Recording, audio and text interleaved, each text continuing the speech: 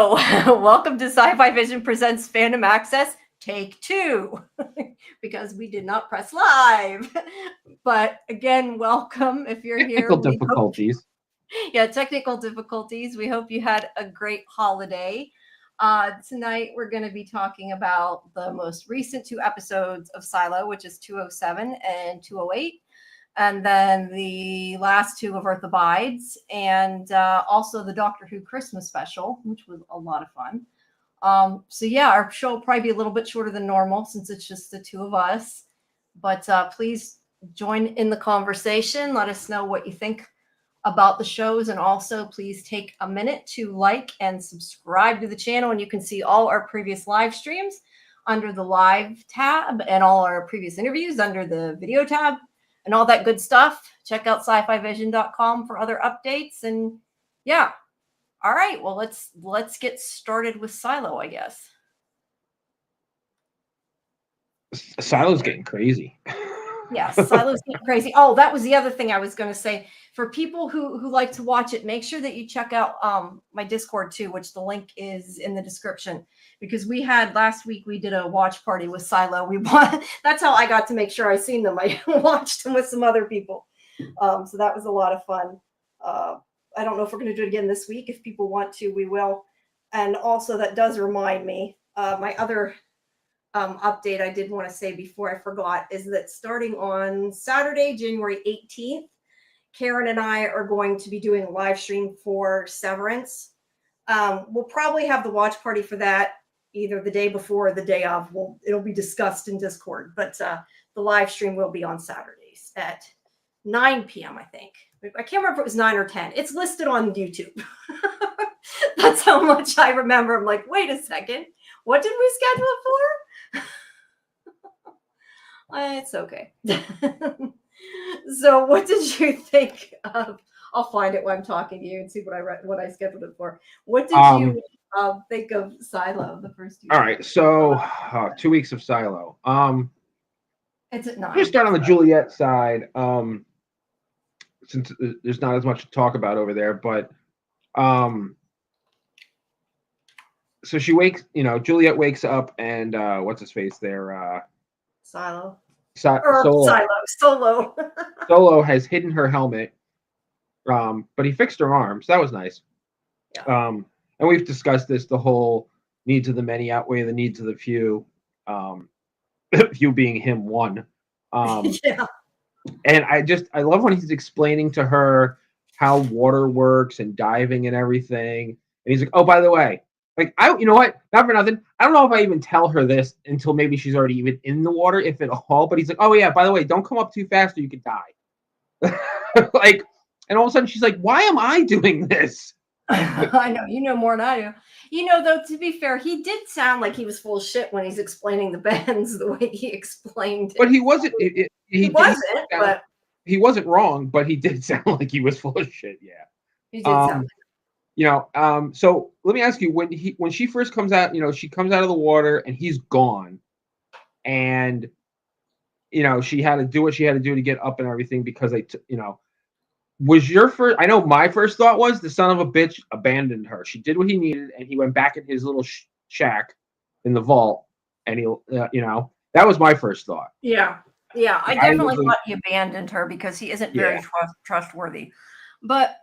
Like I said before, I can't say that I blame the poor guy. I mean, it's not like she's really going to come back. If you were her, would you come back? No, you would ditch her or ditch him and go save your friend. And he's I mean, knowing what we know about Juliet, I think she would have came back. If she gave him her word, she would have came back. But he doesn't know that. No, he doesn't know that. Which is kind of my point. Yeah, I don't know. I mean, she's more concerned with saving everybody, and I get like his point of view. I mean, he's been there alone for all this time, and he's afraid he's going to die, and he just wants her help. And it's kind of like, they're probably either going to live or not. I'm not sure that her stopping to do that is going to make that huge of a difference, probably in the long run. But yeah, I see both of their points of view. What did you, Fletcher's asking, what did you think about the pacing of the episode? I mean, it was a little bit slow, but it didn't bother me, I guess. we watched both of them together. Like I didn't really notice it, but thinking back, you have a dog. Yes. I didn't know you didn't really do I it. didn't watch them back to back. I watched last week. Actually, I didn't watch last week's till like Wednesday, and then I watched the other one yesterday. Well, do you think the But first I don't ever find them slow. I feel like because and I know Karen too. We really enjoy character development? the what you call it side, like the political side of stuff. So that's all intriguing to me. So it never really feels, none of it really ever feels slow. Even the stuff with Julie, I mean, the stuff with Juliet's like, I guess, can kind of feel slow because how long can you watch her swim? That's the point. Does the dog like Silo? But Does your dog like Silo, AJ? The dog sits here and watches what I watch. Yeah. But it but the stuff with Juliet, I mean, it's mostly been Silo 18. The stuff with Juliet and Solo it's kind of been like a couple minutes here and a couple minutes there. Mm-hmm. Yeah, it's not. Because there's really not as much happening over there, Yeah, I mean, that was. I never noticed anything. I mean, like I said, thinking back, I guess it was, but like it didn't bother me at the time. And also, I would be more likely to think it than you would because I tend to not like the political stuff as much. Although I liked it. I enjoyed it at the time. It felt like it moved just fine. So, yeah, I don't know. I didn't notice anything. So, I'll tell you what, though. I feel like Lucas is going to get everything he deserves. I don't like. He's an ass. I mean, I get it. You went from breaking rocks to being the shadow of the mayor, but I don't know. I definitely don't like Lucas anymore. That's funny. I don't mind Lucas. I mean, I guess at the beginning, the whole thing with Juliet, it was maybe a little more interesting, but I don't dislike Lucas. I feel bad for Lucas, and like I want him to do well so he doesn't stick him back in the mines. But I also think he's an idiot if he actually believes Bernard won't stick him back in the mines. Well, not only that, but it seems like you would think that somebody that came from where he came from would be kinder and gentler with everything, and he's not. He's just being a ridiculous hard ass with everything. Yeah. Well, he's trying. Do you mean like when he goes to talk to the family too? Yeah, not just that. I mean, just his overall everything. His entire demeanor has completely changed. I guess. I mean, I feel like him talking to the family. I don't know that was necessarily the way he normally would approach it. I think that he is trying to be, I guess, assertive because he has this job and he's hoping that he can get what he needs to get because he knows nobody's listening to him. Yeah, but but that's the thing. The second conversation when they give him the book, it's like I didn't buy his act. He was like, "Oh, I'm sorry," and it was like the only reason he talked like that was because the father was like, "Hey, asshole," I don't buy. I don't buy that he was sorry. He should have been like that. I didn't buy that he was mean either. Like, I think that neither was really the way he would have acted as Lucas. I just think that he didn't think he'd get anywhere if he didn't push it, and he didn't want to not find it because that's like his life is tied to him finding it. But I don't know. I thought it was kind of funny when he was like talking to the guards though, and he's like, "Look at my badge," and he's trying so hard. That was funny because screw the guards. But I know, but it's funny because he's not good at it, but he is trying. The poor guy's trying. Yeah, I feel like he should have been like that from the start with the family. Trying to strong arm them was just no. Yeah. Let's see. Also, he's saying that talking about the pacing, that it's the binge culture, and it is. Everybody's used to watching streaming quick, and I think people need to learn to just wait and enjoy the show and chill. Like, I mean, was it him or was it Fletcher? One say, yeah, Fletcher said earlier, if you want to know that bad, go check the book. Which is a good solution. If you're that crazy to know, you can't go check the book. But Also, he's also saying that he does want to solve the puzzle by any means, and I think that's why he Sure. made him his shadow, because I think that Bernard knows not that he can trust Lucas per se. He can trust that Lucas will want to serve his own agenda and save his life. But I find it interesting because he's got Lucas that he's using for that reason. But I feel like Lucas is the only one who has been since he made, and I'm talking about since he made him his shadow. He's the only one that's kept his loyalty. Bernard lost the other people simply because he's an asshole. For no Yeah. other reason. Like if he had gotten through to them, like that he really wanted to help the silo and he was like not a mean person, for lack of a better description, I think that it would have went better. I think that he's lost everybody's respect. And I don't know. I just find it interesting that Lucas is the only one now he has because everybody else has turned their back on him. And now Sims is trying to recruit Lucas. Yeah. Well, yeah, I mean, and it's pretty funny, watching Sims and Bernard against each other because they were so close to, not, I don't say close, but they were working closely because they had the same agenda. And now it's like those two going head to head, I think is going to actually make things easier for Mechanical. Oh yeah, because they can't get on the same page. But then you also have his wife who is kind of throwing a wrench in all of it because she just sticks herself in the middle of it. Trying to get what she wants. Now, I have a question for you. Did she go behind Sims's back again? Because I took it that he didn't know. And he was kind of like, you sent your wife to talk to me. And Sims didn't react. Like he's all in on it. But he didn't react, but he did. Like I feel like he wanted to be like, that bitch, I told her to stop doing that. Well, and I think that's what Bernard wants. Bernard wants him to flip out, but he's pretending that he knew all about it. Because Well, no, I'm not even talking I'm talking about in the second episode when the guy who used work with him when they meet in the cornfield.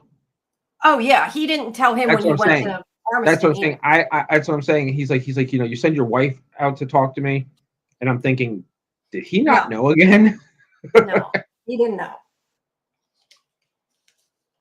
Yeah, I find this interesting. I was gonna say Fletcher's saying Bernard and Lucas is like Frankenstein. Bernard's creating a beast. The funny thing about that is Lucas is all like after knowledge. And I don't know. Do you think that it could push it? I mean, I know he's kind of joking, but like in all seriousness, do you think that he could push him too hard and make him kind of come out worse for wear the other end? I guess maybe he'll grow a backbone and be able to it after. I don't know. Yeah, I don't, like I said, I don't mind Lucas. I feel like he's really struggling though to be assertive. And he's just trying to save his life more than anything. But I also think he's doing a piss poor job of solving the puzzle because he's going too fast. Like, dude, just slow down, make it take a while, right? Yeah, but he wants to solve it for his own knowledge. Yeah, I know, but he's a smart guy. You think he would think it through because once he solves it, Bernard's he's an intelligent person. Big difference between being smart and intelligent. True. That's true. Well, he needs to stop and think a bit. I was trying to think. So there was the whole thing with where he found the book, but that there's like a whole archive then that's like on the computer kind of. Is that it's like all organized by that? That sort of surprised me that they have it all on an iPad. Actually, and you just go look it up. Sorry? That shit was awesome. I would love that kind of library. I was so surprised that it's all digitized like that.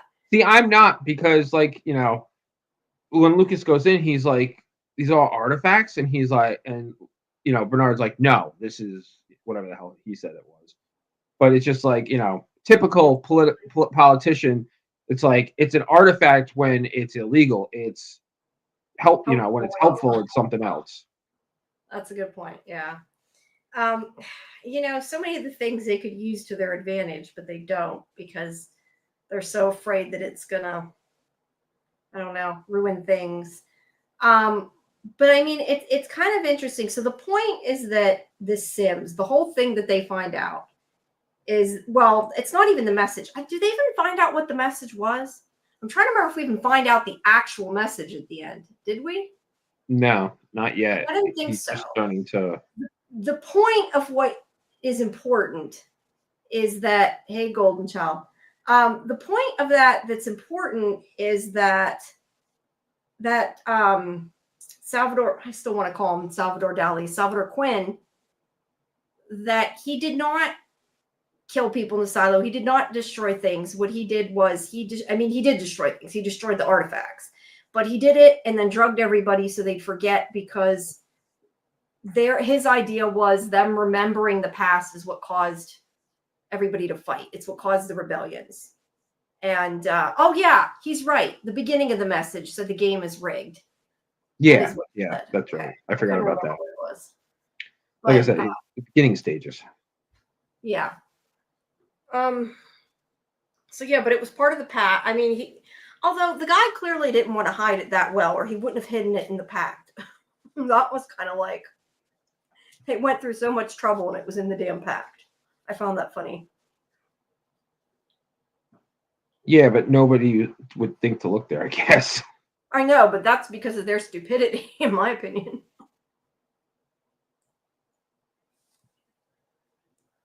I don't know. I just would think that'd be the first place they would look. It kind of surprises me that they didn't. Yeah, I don't know.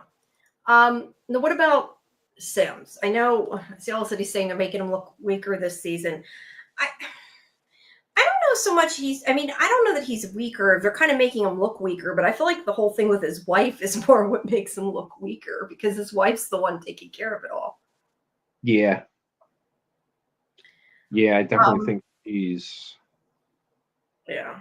Do you think that he will get Lucas to kind of go on his side? I mean, he's warning him, and his warning isn't untrue. Bernard is. But it's also self-serving, and Lucas knows that. Yeah. I don't know if it would be good or bad for him to follow Sims. I feel like it would be bad unless he did it without Bernard knowing, because Bernard is who controls whether he goes back in the mines. Yes and no, because don't forget the judge is the one that shortened his sentence. So that's Sims true. Might have something to say about that. I guess he could try to control it. I just question, do you think Sims can push Bernard far enough that Bernard will kill him like he did? Absolutely. Absolutely. Yeah. He'd at least try. I don't know that he would succeed against Sims, but he sure as hell would try. Well, as long as he doesn't eat anything Bernard gives him, he might. Yeah, which ain't gonna happen.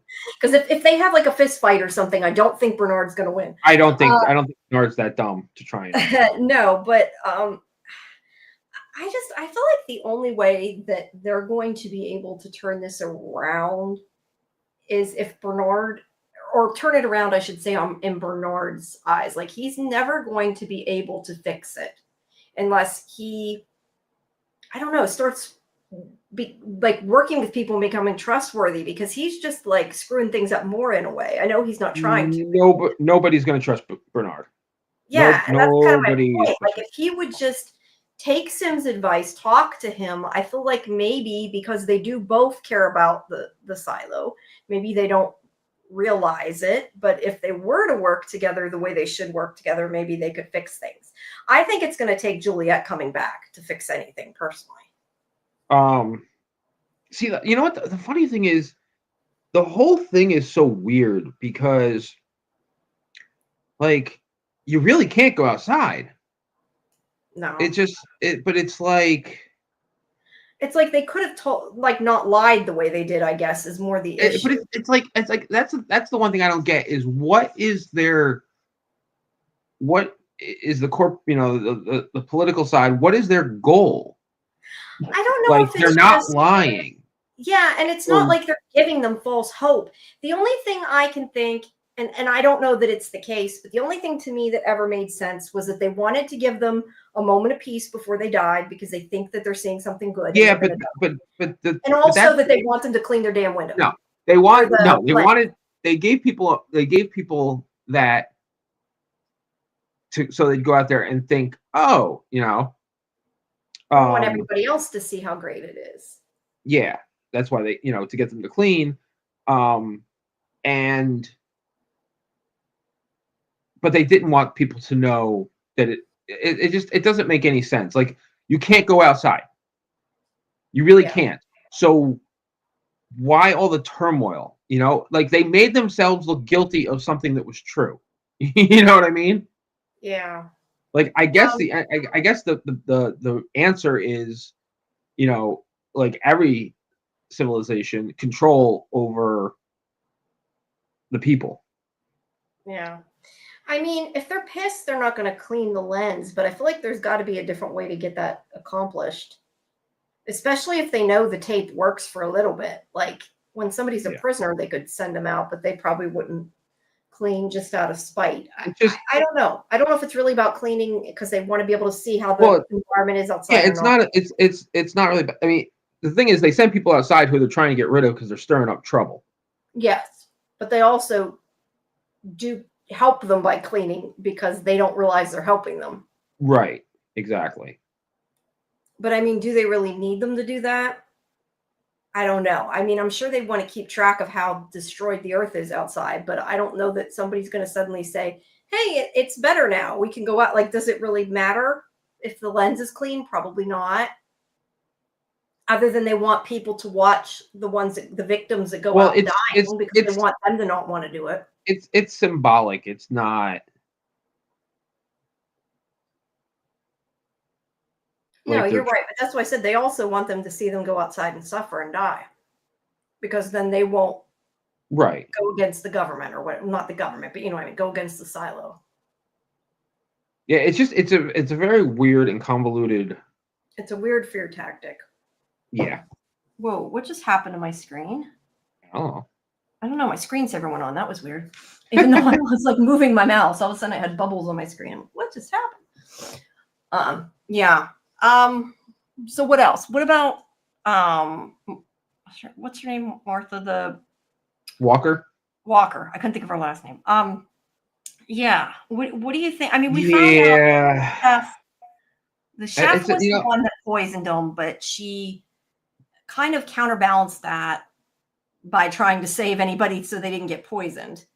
So that wasn't quite as bad, but now Walker is being blackmailed.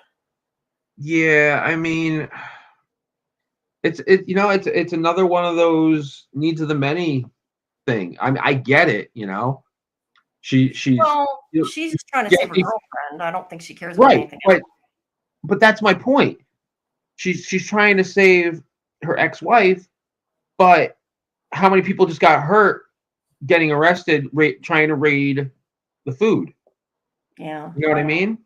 Like, now all those people are in jail also and hurt. Yeah. Nobody died, but what did you accomplish? So she has another, and again, I get it because she feels guilty about, all the years they lost, but everybody's doing exactly what the government wants because and that's the difference, because people like Bernard don't actually give a shit about anybody. He killed the only person he cared about. He murdered. Yeah, he clearly has. And that's where I can see Bernard actually winning, because everybody else actually gives a shit about people, and they're easy to blackmail. Yeah, because life is so shitty to begin with. Yeah, I was surprised that he actually went through with it, I guess, at the beginning, or maybe not. So I guess not surprised about that, but surprised to find out that he cared so much, because it's like, well, then why did he do it? Like, he made the choice to do it. I feel like there had to be a different way, but again, he has no loyalty to anybody, and he's screwing himself by being disloyal and losing the people that were supportive of him. That's why I said I think it's funny that Lucas is the one that's actually being loyal for all the wrong reasons, but he's the only one now he has. Let's see. Golden Child is saying back about what we were saying, that the outside is a death sentence before they got busted with the bogus tape. All City is saying kind of what I said, that it's the people are scared to go out there to clean it. So the purpose is they do need somebody to clean it, technically. I would think there might be another way, but if people don't want to clean it, it's going to get all grimed up. Nobody will be able to see out the window. So they're like, we'll give you a nice view to be happy for a couple minutes of the last moments of your life, and you can clean it so we don't have to go out and risk our lives. Yeah, but that view that they're getting in the visor is so they will clean. Yeah, but that's what I mean. Like, it's about control, yes, but I think it's also about they really want the window cleaned. Like, I do think that that's legit. They want it cleaned, and that's their way to get them to do it. Well, yeah, exactly. So, yeah. And like I said, he said they want to get him to look outside, but they also want him to look, whoops. That's what I said, though. They also want him to look outside just because they want people to see people die that go outside, so they won't ask to leave. Yeah.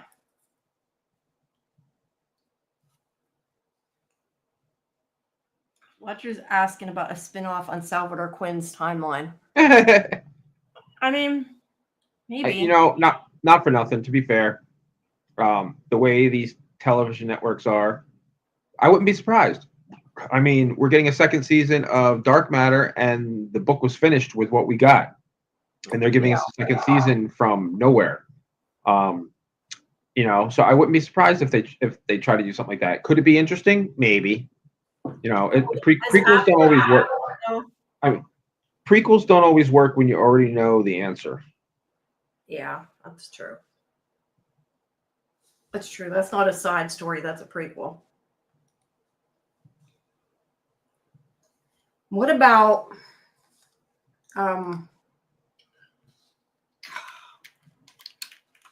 what's his face? I'm so bad with names. You know that. Hold on, I'm looking up their name in front of me. I just completely blanked. Sorry about that. Shirley and Knox. What about Shirley and Knox? They mention this episode? I mean, they were climbing up the side of the when they came up with the whole idea how to steal the food going up the side like they did. Yeah. And I really think I was wondering. I couldn't tell, but I feel like Shirley, when she went to talk to Walker, and and she's like, if you want to talk, I'm here. And Walker's like, whatever, I'm old and grumpy. Go away. I feel like Shirley, I kept waiting for Shirley to be like, what did you do?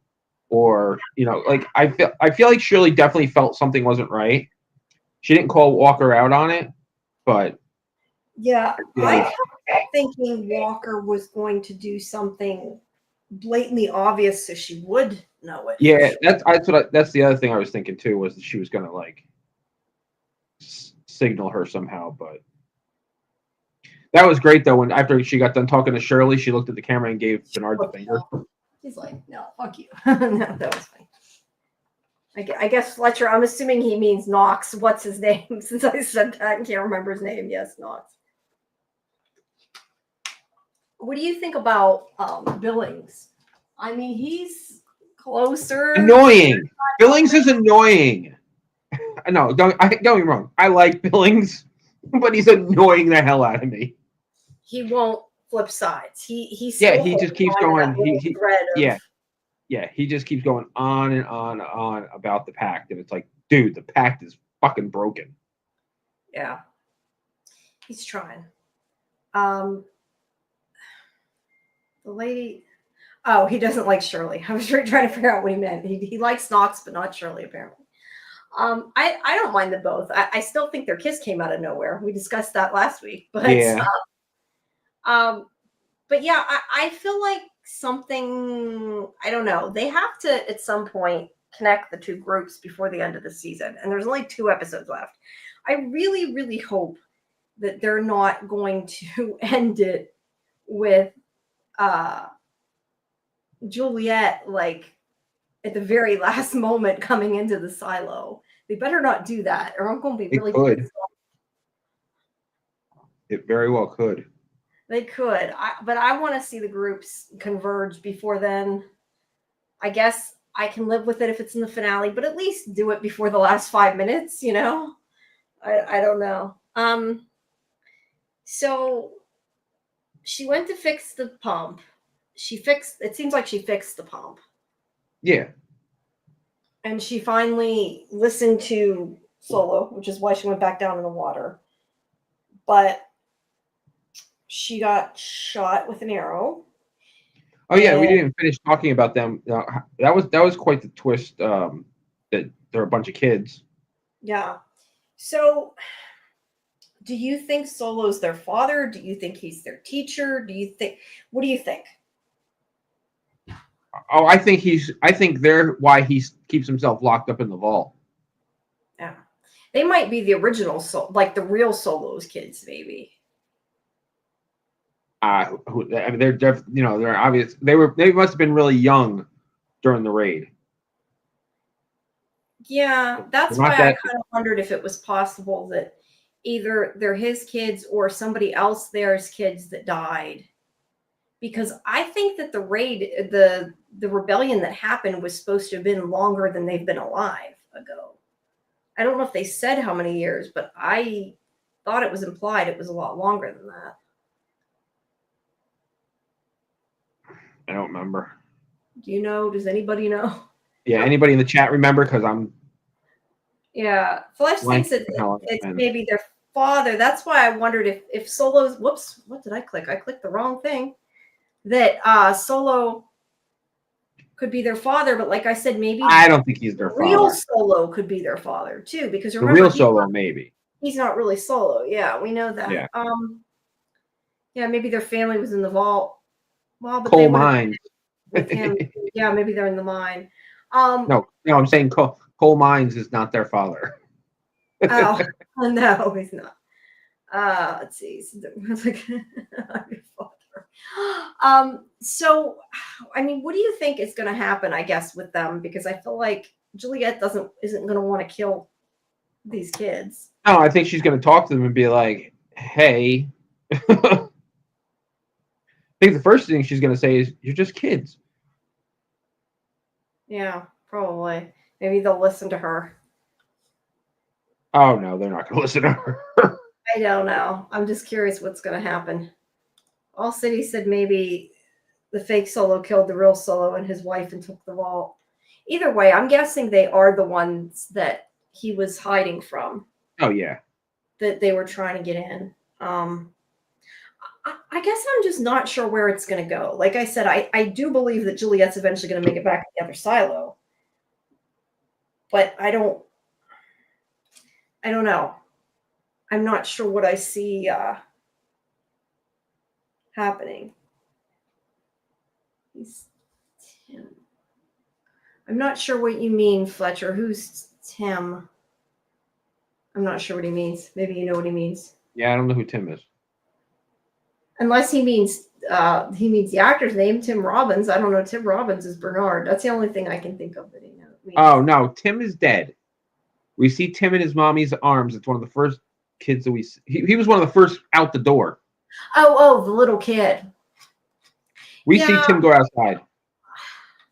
I still wondered if it was somehow possible that he was Tim, but we saw Tim go outside. He did go out. He should be dead. That shouldn't be a possibility. Yeah, I don't know. Well, what else? This is going to be a really, really short episode if we don't think of other things to say. What else? Is there anything else? I'm trying to think. Because that was both episodes. I had the recap here. Hold on, I lost it. Give me 1 second. This is Silo to the week. Because I had some stuff I was going to say, and then I don't know. Let's review what happened. That's a review. I don't know. Is there anything else you want to add? No, I think we covered pretty much. It goes. It always goes quicker when there's only two of us. No, I know, but I don't know if that just means Karen talks a lot. No, it's just because there's more conversation because No, of the third I person. know. I'm just teasing. I don't know. What do you think that? Let me ask you this: what do you think that Shirley and Knox um are gonna do if they find out what Walker did? Oh, they're not going to be happy.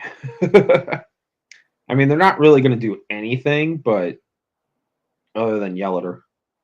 Yeah, I mean, they had that whole speech where they went to the chef who they knew tried to poison everybody, and they're like, "We're not going to kill you. We're not going to do something bad to you," which I actually, in a way, almost think was creepier because that's what they expect. They're like, "Oh, we're not going to do anything," and I know that they really, literally meant they weren't going to do anything, but I don't know. That scene was kind of interesting. What did you think about that?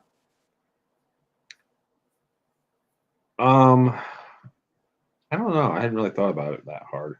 Do you think they should have punished her, or I mean, I think they're going to make her work on their side now, but Well, I mean, I think it's exactly like they said. Like we're going to give you all the shitty jobs, but like everybody understood.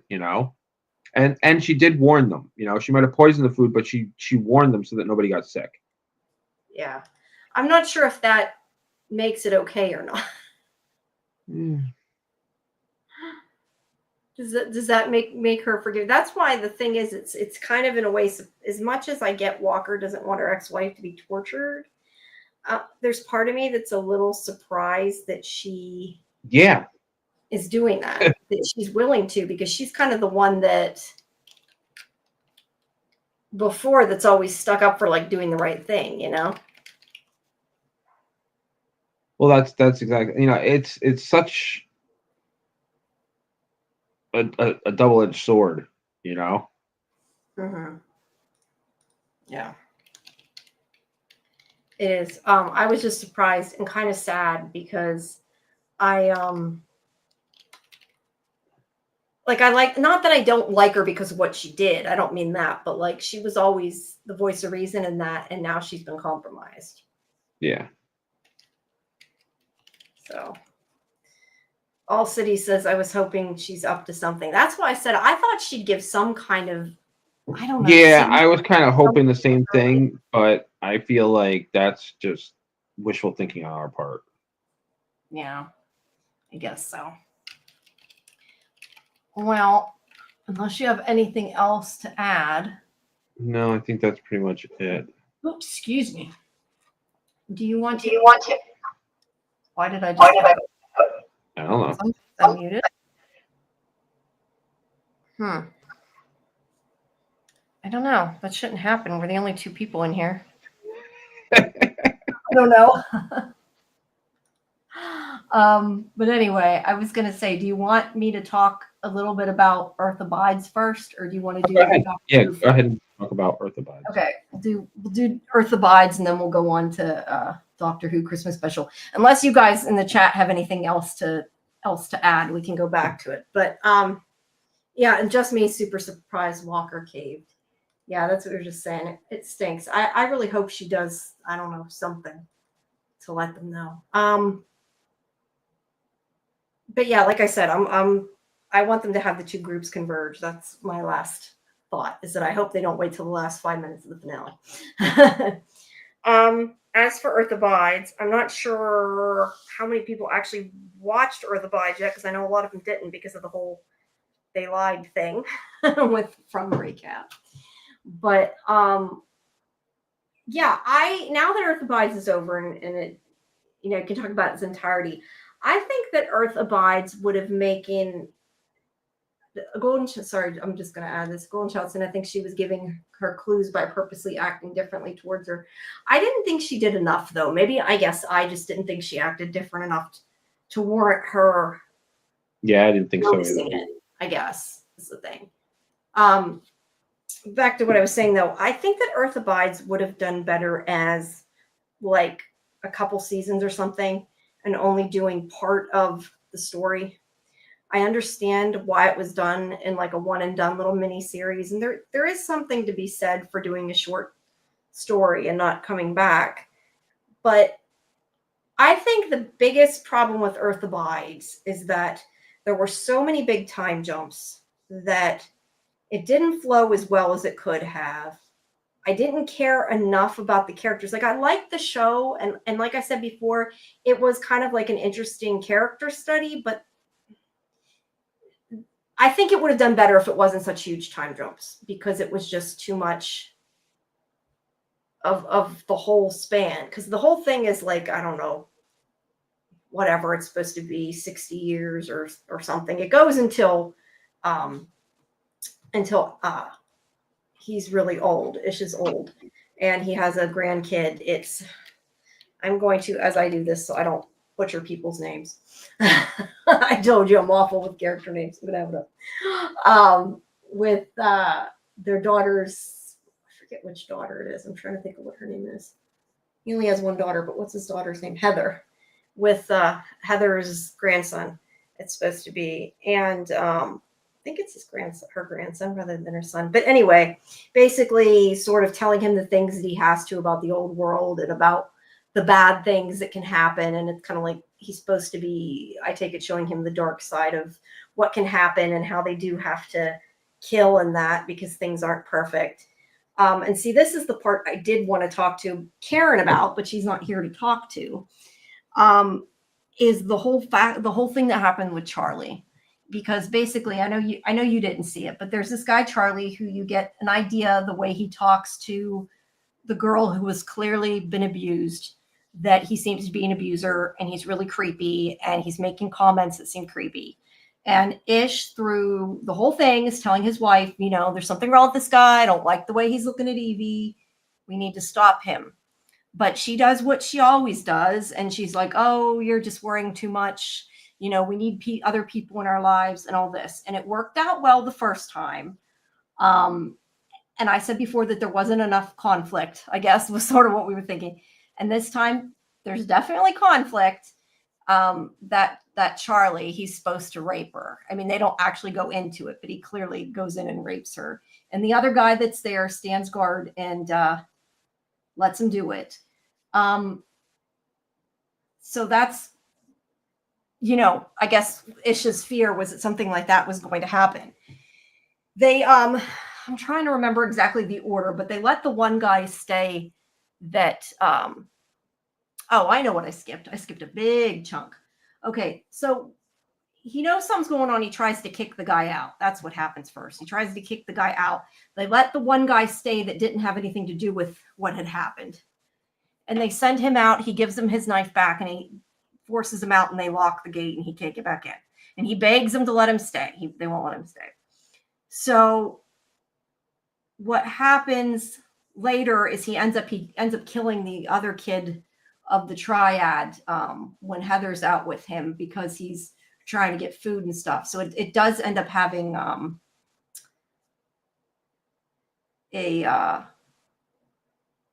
not backlash, but like something bad happens. But they end up, this guy they end up killing. They make a pact. Ish kills him. That's the whole thing I was getting to. I'm in a roundabout way, and I'm doing a very bad job of telling the story. But Charlie, they end up killing.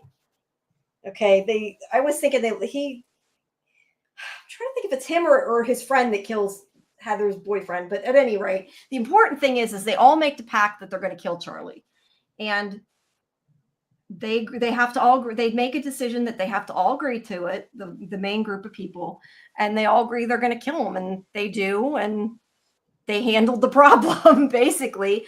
And I think that the point of it is showing that, it's not all good, obviously, and there are bad things in the world, and it's kind of the way that they deal with it. But yeah, it's just interesting. But that was kind of the only super, I guess, real conflict that was in the story, was that storyline, because the things like the mountain lion and everything, they were always solved really quickly. And I feel like maybe if there was more, more conflict, or more, not that I want bad things to happen to them, but like with Walking Dead, there's constantly so many things happening. I think sometimes it's too much, but in here it was like everything was just all happy until that happened. And so it was nice to see some conflict. But yeah, I mean, it's just kind of about how people, I guess, acclimate to the end of the world, and it's more about the people than about the end of the world. And it's that, Earth abides and people come back and the world keeps turning, I guess, is the whole point. Yeah. I didn't, yeah, I mean, I liked it. I did not like it. It just wasn't what I expected it to be. And I can understand why some people wouldn't, because they were expecting more of like a, apocalyptic Walking Dead type end of the world thing. And that's not what it was at all. But it was done very well. And and I said this before, I love how they like changed the scenery. And I know a lot of it's like matte paintings and stuff, but how they changed it to make the plants and everything overtake the planet as they show years going by and how the place changes and everything. I thought that was kind of cool how they did that. You can tell that they put research into making it feel like that's what could happen. But, in the end, they're starting over and humanity has survived. And that's kind of where it ends ish with his grandson and teaching him about the hammer and everything else. And yeah. So yeah, it's an interesting short show. I think it's worth the watch. It's 6 episodes. But just if you watch it, like I said, it's a character study. Don't be expecting like a dark, apocalyptic drama, I guess, is made for the apocalypse. Yeah. So that's what I thought, and I'm interested what Karen thinks about it, about what happened. But without her here, it's kind of hard to discuss it with myself. So, but yeah, so that's that. There is, I think, another, and I don't remember the name. I meant to write it down. There's something else coming on MGM because I seen it saying that it was coming in like a week, but it was. It wasn't the first season. I had never heard of it, and I was curious if anybody heard of it, but I probably won't see it unless it's on their ads. I'm looking to see if That's helpful. I know, it's real helpful, isn't it? Let's see it. I probably won't find it. I was just looking really quick. Rogue Heroes. I don't know what it is, but it's another original that I did not even hear about coming, and it's starting Sunday. I don't know. It says 2002 to 2025, 2 seasons, so it must have already started. I don't know. I'm curious what it is. It just says facing the threat of disbandment, Series 2 of Rogue Heroes will see the unit trying to once again prove their significance. However, a surprise ally is found in the uptight and formal brother of David Sterling. That doesn't tell you anything. David Sterling William. I don't know. It's a new series, and I was curious if it was any good, but I have no idea what it is, so. That's about it. Sorry, I know. Like you said, that's not helpful. All right. I guess let's go on to Doctor Who. Doctor Who. All right. So before we actually start talking about it, got to tell you a funny story. Okay. So I spent Christmas Day watching football, unfortunately. Unfortunately. Yeah, so I didn't watch Doctor Who when it came on at like 2:00 or whatever. For shame. So I that night, dinner and everything. Damon went with my in-laws, so it was just me basically. So I was like, "Ooh, I got to watch Doctor Who now." So I turn on Disney Plus, and I'm expecting it to be somewhere featured. There's no feature. It's not in like it's not in the new stuff. I'm like, what the hell's going on here? Why isn't it on here? So then I'm like, all right, let me search for it. So I searched Doctor Who, and the season 15 pops up, and then you've got also recommended at the bottom. So I click on also recommended. All the specials, all 4 specials are listed. I'm like, yeah, that's weird. What the hell is going on here? So then I remember it's called Joy to the World. So I was like, let me just try something. I searched Joy, and then it popped up. But I'm like, what is this? Is Disney trying to kill Doctor Who? Like, what are they doing here? I think it's just the way their app is. It's just like terribly, or they're pissed off because the BBC got their way and it was released at the same time everywhere. Yeah, maybe. Which I think is the smarter. I think that's the smarter way to do it. I think you. I think it is too, but I think BBC doesn't like that. That they don't get it early.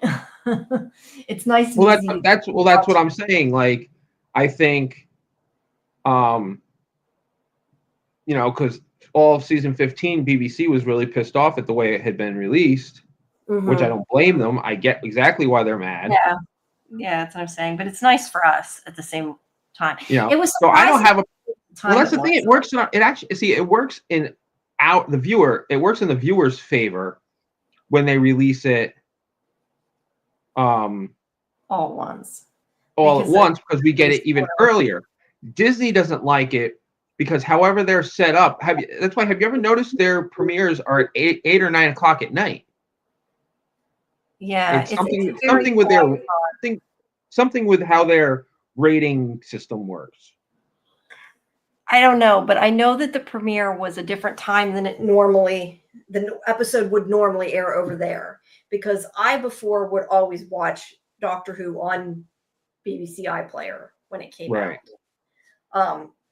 And thinking about it now, I can't remember exactly when it was, but it was usually a little bit later in the day, because it was later in the day over there, the time they had it. But yeah, it's nice to get to see it. But I looked it up ahead of time and had it in my watch list, so I bookmarked so I could find it right away. I went and found it ahead of time.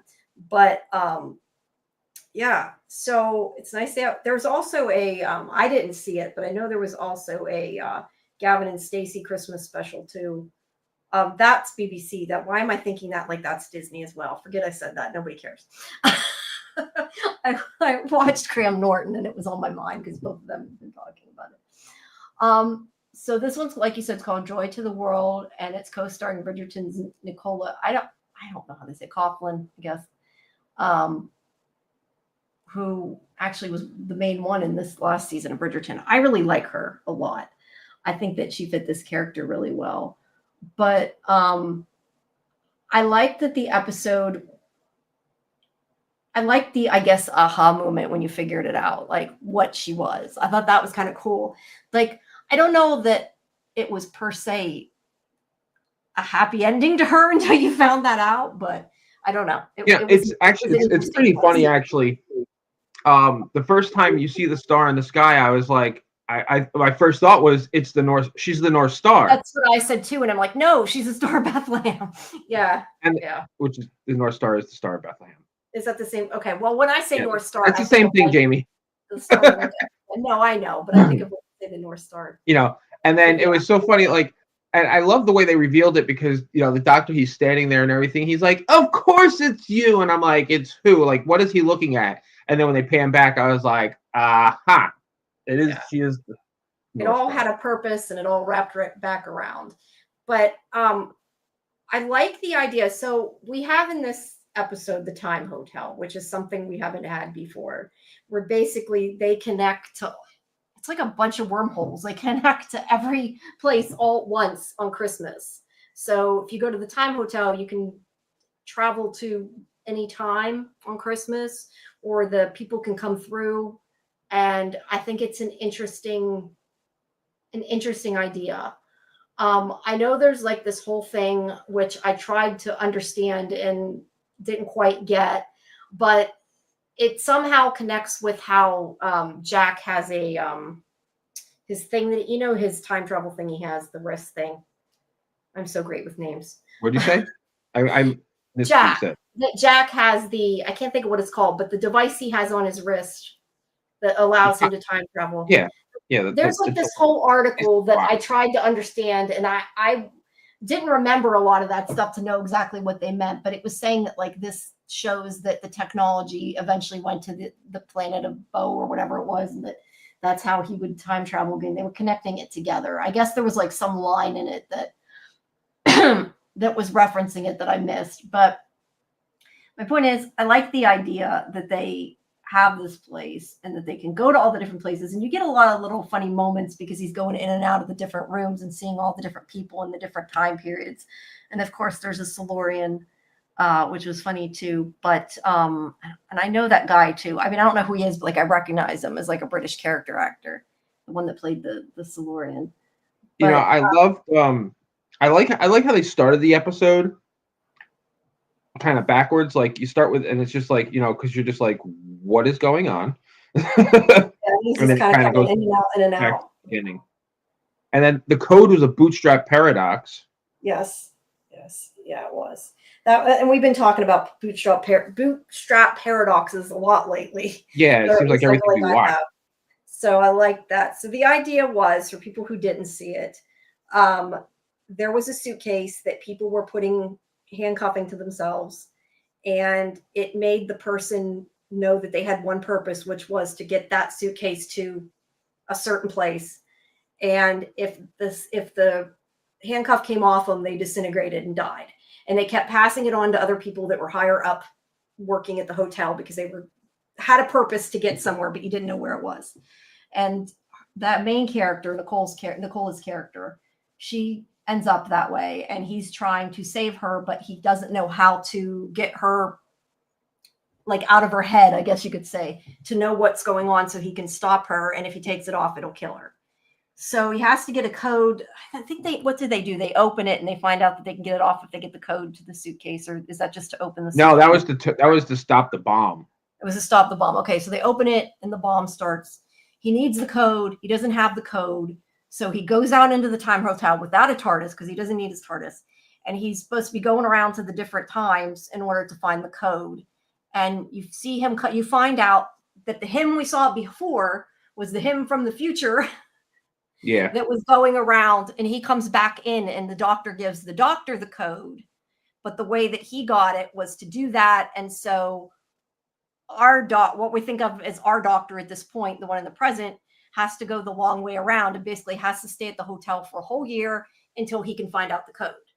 And that the future doctor leaves with her because it connects to all. I guess the point is that it connects to all the Christmas days in the universe. So that world where he's at that hotel room won't be connected again until the next Christmas day. So that's how he gets left there behind. I like that they went to different, like they go to the what looks like a dinosaur plate like time, and different things that they travel to. Yeah, he has that great monologue, and she's like, "Doctor, doctor." Yeah. As soon as it started rumbling, I'm like, "They're in prehistoric times." Yeah, that was funny though. And that one guy was really funny. Is it Trev? I think it's Trev. Trying to look at the thing to see the characters, but I'm not finding the actual episode on Internet Movie Database because it's not taking me to it.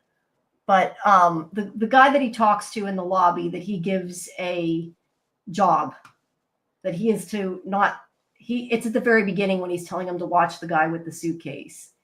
And he ends up inside the suitcase as kind of its, I don't know, what do you want to call it, interface. And he ends up dead too, but they're not upset when they're dead, at least. So there's that. I guess. Well, it ends up being a very peaceful thing, it's. Yeah. It's interesting the way they do it at first. It's very ominous at first. Yeah. Yeah, they keep saying the star seed will bloom and the flesh will rise. And you basically find out that some company, and it's the thing that I found interesting is the company that wanted the seed was the company from Boom, the one that would make money off of people dying in the wars. Yeah. So they're the one who wants this seed, this star. It'll become a star, and they can harness the energy from the star. But they're a bad company, so that's why he's trying to stop it.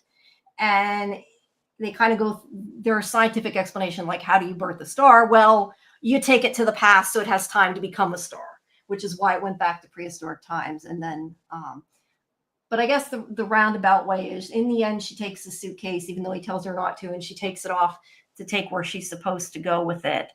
And she absorbs it because she becomes a star, and she's happy. And you find out that the whole thing, because it went back in time, that she becomes a star in Bethlehem when she goes up into the sky, and she gets to see her mother again. Because there's like this whole thing where he's mean to her and gets her to cry about losing her mother during COVID, just to get her to see what's going on. But in the end, he wouldn't have had to do that anyway, because she took the suitcase. So before it resolved itself and everything, I really thought that after that whole thing that he did with her, with trying to get her angry to get the handcuff released, I really thought that he was going to take her back to see her mother.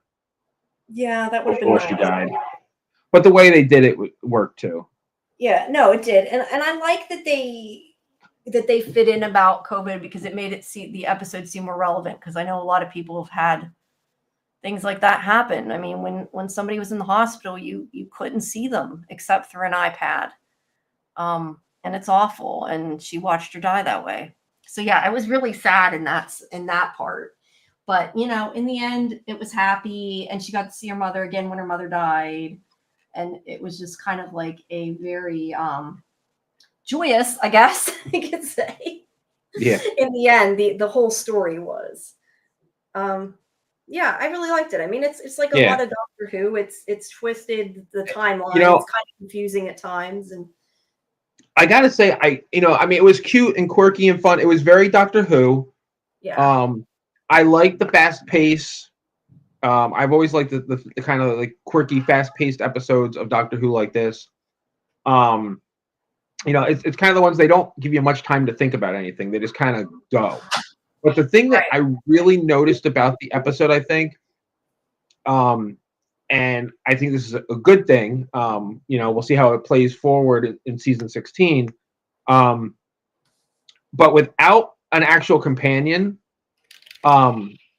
it really gave Shui a time to shine, and you really get a feel for his doctor now, and he's kind of because season 15 was so kind of screwed up because they filmed it while he was still filming Sex Education. That was season 14. That's what I thought. I looked it up to see. That was season 14. Oh, the new one. All right, 14. I got confused with my seasons. That's okay. For in case anybody's listening, they're like, "What are you talking about?" Yeah. Yeah. Okay. So season 14. There was some episodes we didn't have him, or he was limited. I really like this because you really get a feel for his doctor now. And I like and what I said this. We were watching last season. I like the fact that he changes clothes, but he always has the jacket. Whereas all the other doctors, they literally wore the same thing their entire run. Sorry, I'm knocking stuff over as I'm talking. I'm trying to get an exception. So people that complained about the clothes changing, which I kind of enjoyed, they kind of solidified that. He has a signature piece that he has, right. He has the signature jacket. 14th Doctor. I'm like, wait, which one is he? I mean, that's like, 14th. And they've all kind of had their one signature thing too. Obviously Matt Smith with a bow tie, because bow ties are cool. Yeah, bow ties are cool. Yeah, and Peter Capaldi, it was more like the magician type jacket that he had. Yeah. And for a short time, the sunglasses were pretty awesome. The sunglasses. That's something I've noticed, and I've always liked about the people behind Doctor Who, is he makes a comment about the sonic screwdriver, and what'd she call it? Shit, I didn't write it down. I don't know. I don't like. She's like, she called it a sonic something. And he's like, well, it's not. He goes, but that does make more sense. Like they acknowledged what the fans were saying, which was, we don't like calling it a sonic screwdriver because it's not actually a screwdriver. It looks more like a mouse. Well, yeah, this time it looks strange. Usually it looks somewhat like a screwdriver. This time, yeah, I don't know. No, that's what I'm saying. His doesn't look like a screwdriver. Everybody else's was at least, no, everybody else's was fine with being a screwdriver because it was, at least narrow. His looks like a damn, like a computer mouse. I don't like the design of his screwdriver, if I'm honest. I don't understand why. No, and a lot of people don't. But that's what I'm saying. I'm glad I like the fact that they acknowledged it in this episode. And it's always those fun little throwaway things that are, kind of make it fun. Yeah. I was gonna say I don't think they've said when season 15 is coming. Maybe. Yeah, I haven't heard anything. May. I was looking to see. It looks like they think it's going to be about May because that's when it came before last year. They don't really know. But we're going to get, it's interesting because you say that, like, not that we've always had We don't always have a specific companion on Christmas, though. I was thinking like usually it was at least the start of a companion, but that isn't true because that one time we got Kylie Minogue, who was only in that one episode Right. with Yeah, I think Lieutenant. not for nothing. Well, I mean, Christmas episodes vary. You know, They do. sometimes there's no companion. Sometimes it's the start of the companion. Like the one Christmas episode, we had Donna. The one, you know, and we obviously we had Ruby Sunday. You know, but then there's been times where he's had nobody, and it's just been him bouncing around. Interesting. Yeah. Yeah. I was going to say, for people who haven't seen Doctor Who, I mean, I think if you're going to jump in, the best place to start is the beginning of the Ninth Doctor, obviously, the beginning of the new, 2005 Who, with as it's called, the yeah new series. 2005 with Eccleston. Yeah, with Christopher Eccleston, the Ninth Doctor. Do you really have to? No. I mean, Doctor Who, for the most part, is like it's got its individual episodic. I mean, the episodes have their own story, unless they're like a cliffhanger. Like some of them have like an arc, so they're a little bit longer. Like I know with 12th Doctor, the second time was like 2 episode arcs, but for the most part, I think you can jump in and understand it, but there is so much rich backstory. I think you're really doing yourself a disservice if you do that. Yeah. I think if you want to watch one to see if you like it without going back to the beginning, because let's be honest, at least in my opinion, the Ninth Doctor at the beginning is not the best of them. He's not my favorite Doctor. He's not most people's favorite Doctor, although he is some people's favorite Doctor. I mean, Christopher Eccleston's cool, but he's not the one that most people would say is their favorite Doctor. Well, I think that's because he was only the one season. Right. But I was just going to say, like, if you want to watch one without committing yourself and watch one that's good, like you really can watch most of the Christmas specials and understand them. Or you can start at the beginning of Shooty's season, which is season 14, or well, it has some specials that go into his season, but they've kind of made, sometimes they have like sort of reboots. Because I know the one episode of Peter Capaldi's season is called Pilot, and they like sort of did a soft reboot. So if you start at the beginning of the season, you're usually okay. But yeah, I'm just, my point is, I mean, if you're gonna jump in, you need to jump in. You need to jump in at the very least at the start of a Doctor. Right. But that's why I'm saying, like, if you wanted to, you could watch a Christmas special and be okay, because the Christmas specials are like one singular story. And they're done that way. I'm on season 5. I'm almost done with season 5 of the classics. See, I don't know. I watch things when it's like that out of order. I've watched the Unearthly Child and whatever other ones on that disc. I forget. I bought the Unearthly Child, the DVD that had the very first Doctor on it. I think it was interesting to see like some of the stuff that the shows has referenced, but I really didn't love that. Like the classics are not the same story. I had a hard time with Unearthly Child getting into it. Now, I seem part of the 4th Doctor, because when there were certain ones I watched, like I watched Genesis of the Daleks, I really liked that. He's like, I enjoyed his Doctor, and I've seen the movie. So, I'm on the 2nd Doctor. You're on what? I'm only on the 2nd Doctor. You're only on the 2nd Doctor. I need to go back and do that. Where are they all at? Are they all on? Because they're not all on Disney. Are you watching them like from the TV Fairy? Well, both. A lot of them are on Tubi. The problem is Tubi only has Tubi or not completed versions of the originals, or the ones that they did in animation. Okay. They don't have the episodes that were lost. Or the audio series or anything like that. Yeah, they only have the audio files. I'll be honest with you. The TV Fairy got me those ones that are only the audio files. And what they did was they play the audio, whoever put it together, they play the audio files over top of still images from the episode. Well, that's something at least. It's a little rough. Yeah, but it's getting better as the season. In the animation. That's the thing. As the seasons go on, there's less and less of that, because they haven't lost as much. I think after I want to say after season 6 or 7, they have everything.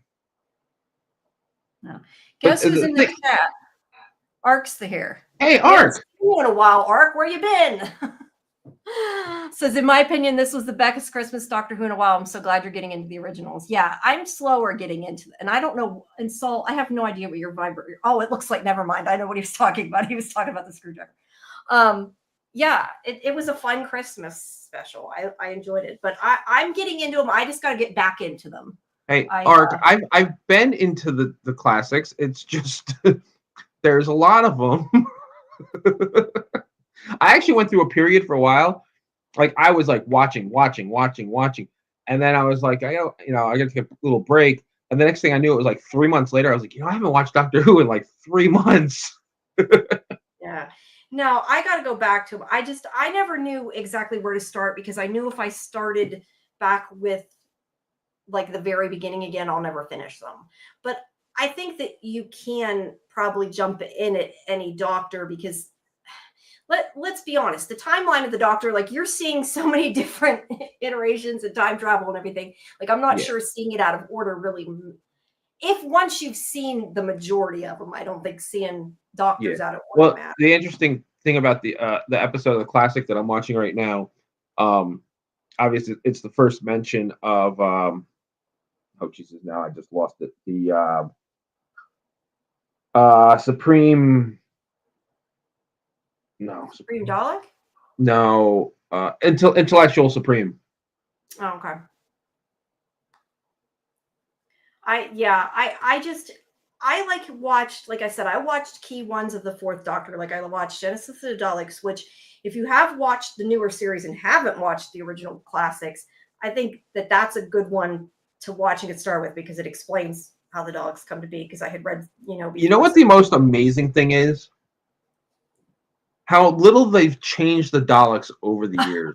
I know there's still some. Like even from the beginning, even from the first season when they first introduced the Daleks, they are not that different than they are now. They aren't. They've updated them a little bit, but they can go up and down stairs. That's the extent of big change. I love the fact that they've kept the basic design all these years. Yeah, I think that if you haven't seen Doctor Who, well, number one, it's probably a lot of people think it's like hard to jump in, and you can. There's a lot to it, but well, see, that was my problem for the longest time. Like, I've always been a person that if I'm gonna watch something, I want to start from the beginning. Yeah. And Doctor Who is 50 years in the making, and I was always like, I was always like, I'm not gonna watch. That's why I never watched it. And then, like I told you guys, I was on Max looking at something else, and Doctor Who was featured, and I was like, you know what? Let's start with the new iteration of it, because I was like, otherwise I'm never gonna watch. I might as well start with something. Yeah, and then I watched I watched all of it, and then I told you guys, hey, guess what? Yeah, but I was going to say, I know it's intimidating, but you can jump in and Will, you're saying has scientific qualms. I mean, look, Doctor Who's about time travel. I mean, there's timey-wimey scientific qualms. You just got to go with Doctor Who, the things that it does that aren't right, like they're not usually, at least to me, aren't normally annoying. Like I don't know, I never had a problem with like the inaccuracies of it. I mean, I know he does more so than I would, but I don't know, like it's not usually, it's fun, but they do explain the stuff like that with that one episode, and that's why everybody always says timey-wimey, because it basically means it's screwy because it's time. You can do that. Yeah, you can't think too hard about Doctor Who, or you drive yourself crazy. Doctor Who deprivation if she went more than 3 months. Yeah, I can't believe it's been so long since I've seen it. I need to start another freaking rewatch, man. We should do a watch party for it. But I mean, Doctor Who's its own thing. But you definitely don't have to see the classics, because I mean, I went till, like I said, fairly recently, within the last couple of years that I watched the ones I did watch, and you don't really need to, but it's nice to get, like the backstory, the the information that we don't have on how things came to be. And that's why I wanted to see it, at least see that one. And I watched a couple. I don't know. But I have BritBox, and I know for a while the classics were on BritBox. I'm not sure if they still are, but they were. Let me I don't know, Ark, if you use Discord. I don't think you've been in my Discord, at least not that I know of, unless you've been there and I don't know it. But let me hold on one second.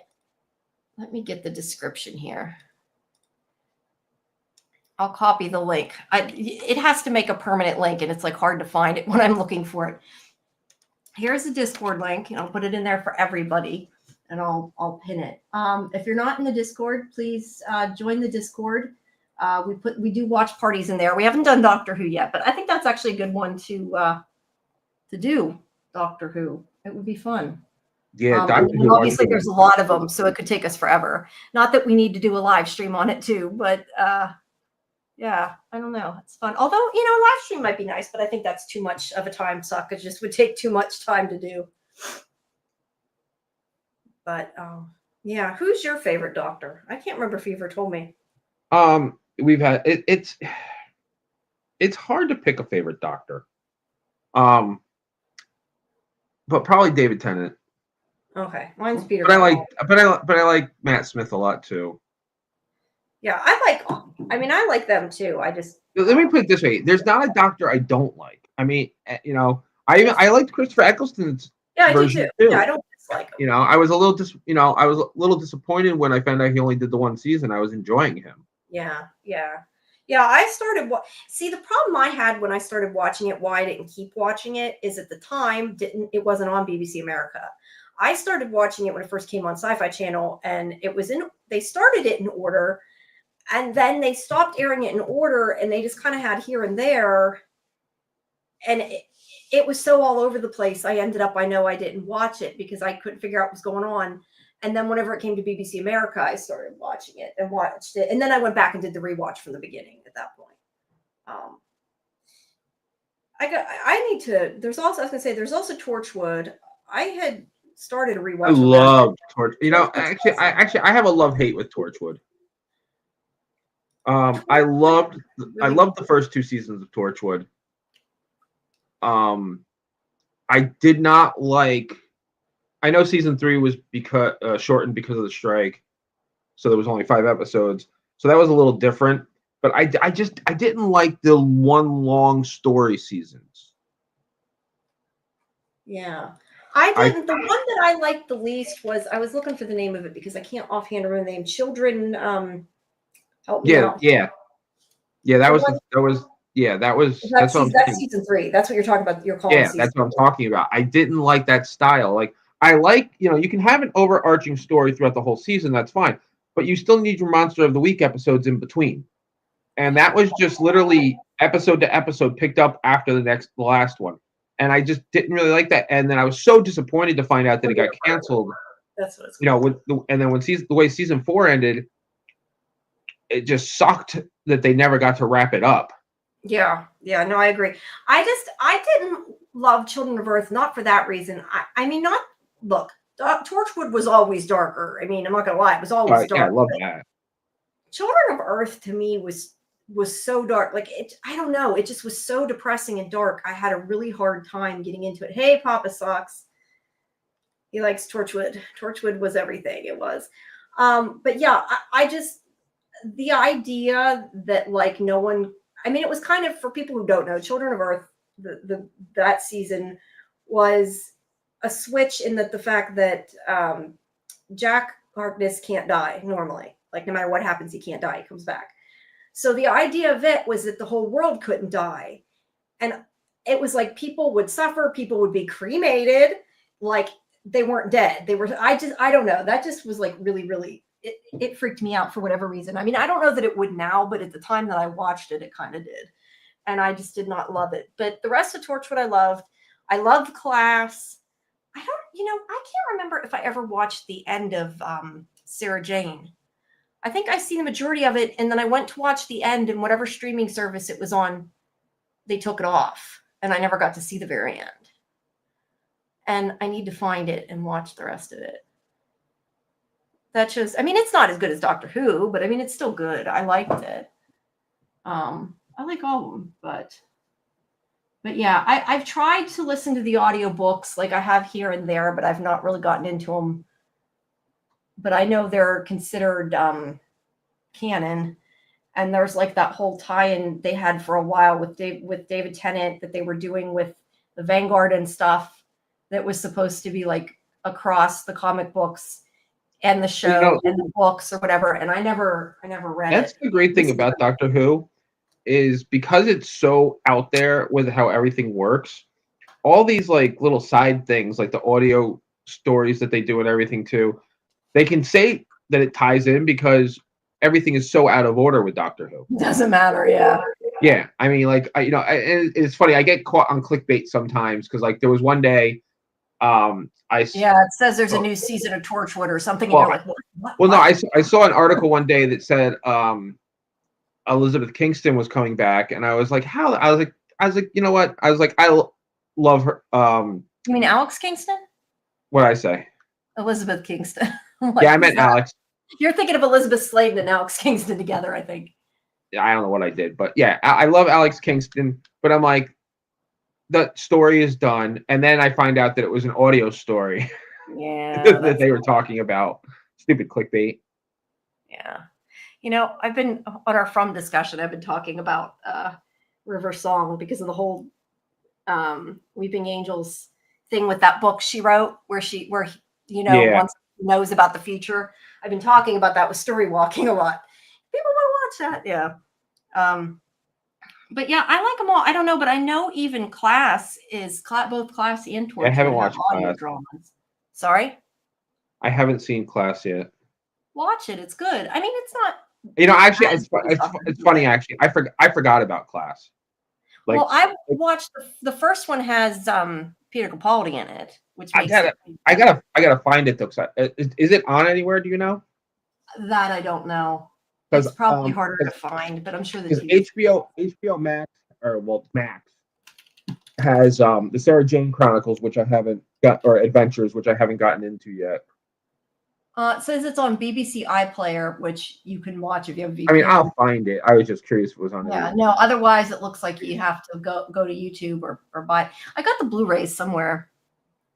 I had bought them, and I don't know if I watched. I think the Blu-rays are still unopened.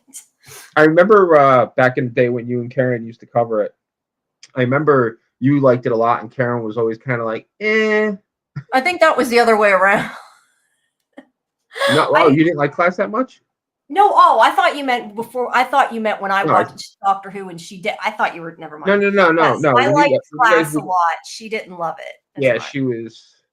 I remember, like, she'd be like, "This one was a good one." It was usually she was kind of in between. Yeah, I think you're talking about Being Human, Papa Socks, which is not part of Doctor Who, unless he's talking about a Doctor Who episode that's got that. But I don't remember. A Vampire Wear from the Ghost sounds like Being Human. Yes, to me. That was Being Human. But which Papa Socks? Which Being Human, the original or that crappy American remake? Okay, I still liked Sci-Fi's. The American. I'm sorry. I stopped. Listen, I stopped watching it. It got so bad.